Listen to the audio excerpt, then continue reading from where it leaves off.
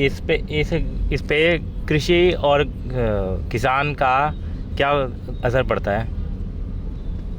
देखिए, कृषि भूमि पर तो जब भी हम नदी को बांध में बांध देते हैं तो उसका नुकसान ये होता है कि जो नदी के साथ, उसके बहाव के साथ मिट्टी आती है, सेडिमेंट आती है, और वो जब बाढ़ के रूप में आती है और वो पानी के साथ आकर के खेतों के ऊपर जमती है तो खेत ऑटोमेटिकली फर्टिलाइज हो जाते हैं। तो बांध बनाने से उसमें से सेडिमेंट बांध के पीछे रुक जाती है, तो वो गाद आकर के पृथ्वी को, भूमि को, कृषि भूमि को गर्भित नहीं कर पाती, तो उसकी फर्टिलिटी खराब हो जाती है। दूसरी बात, जब हम बांध बना देते हैं तो ग्राउंड वाटर रिचार्ज नहीं हो पाता है। जब ग्राउंड वाटर रिचार्ज नहीं हो पाता है तो वाटर टेबल नीचे जाना शुरू हो जाता है। जब वाटर टेबल नीचे जाना शुरू हो जाता है तो नदी के फ्लो के अंदर शिथिलता आ जाती है,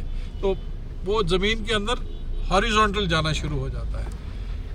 इन सब चीज़ों के साथ नुकसान सबसे बड़ा ये होता है कि जैसे ही बांध बनाते हैं तो लोग विस्थापित होते हैं, और आज तक विस्थापितों को किसी ने रीसेटल नहीं किया, तो किसान अपनी भूमि से अलग हो जाता है, तो पूरे का पूरा परिवार, पूरे का पूरा वंश धीरे धीरे ख़त्म हो जाता है। एग्रीकल्चर के बारे में आप क्या बताना चाहेंगे?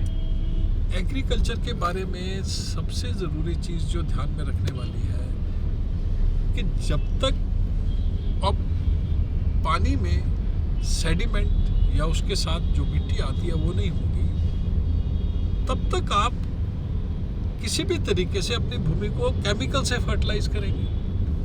तो जो केमिकल फर्टिलाइजर है उसके इस्तेमाल करने से फूड चेन में पॉइजन आ रहा है। तो इन सब चीज़ों के प्रति बहुत ज़्यादा जागरूकता की ज़रूरत है। जैसे ही नदी सूखती है तो उसके आसपास आप देख लीजिए, पहले इंडस वैली हुआ करती थी, इंडस वैली में उस नदी का पानी सूख गया, वो सभ्यता खत्म हो गई। आज गंगा जी के प्लेन के ऊपर 40% हिंदुस्तान की जनता निर्भर है। हमारी कृषि वहाँ पर उसके ऊपर निर्भर है। अब अगर ये सारी की सारी चीज़ हमारी अफेक्ट होगी, जब गंगा जी की अविरलता के अंदर अवरोध पैदा कर दिया जाएगा तो अपने आप ही कृषि का नुकसान होगा।